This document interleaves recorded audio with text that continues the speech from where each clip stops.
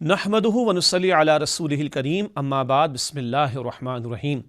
مصائب کے حوالے سے بھی اور بیماریوں کے حوالے سے بھی نبی مکرم صلی اللہ علیہ وسلم نے ہمیں صدقہ دینے کی تلقین فرمائی ہے۔ ایک روایت میں یہ ذکر بھی آتا ہے کہ اپنے بیماروں کا علاج صدقے کے ذریعے کیا کرو، کہ صدقہ راہ خدا میں پیش کرو تاکہ تمہارے بیماروں کو شفا یابی میسر آ سکے۔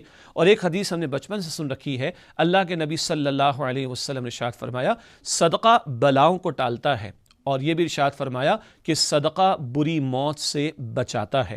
آج جس وبا میں، کرونا وائرس کی وبا میں پورا عالم مبتلا ہے، ایک بہت بڑا ذریعہ نجات کا اور نجات کے حصول کا وہ راہ خدا میں صدقہ دینا ہے۔ صدقہ اکثر مالی اعتبار سے بھی ہوا کرتا ہے۔ جو اللہ نے مجھے اور آپ کو توفیق عطا فرمائی، اللہ کی راہ میں خرچ کریں۔ آج ہزاروں نہیں لاکھوں افراد ایسے ہیں کہ جن کو دو وقت کی روٹی کا میسر آنا خاصا مشکل معاملہ ہو گیا۔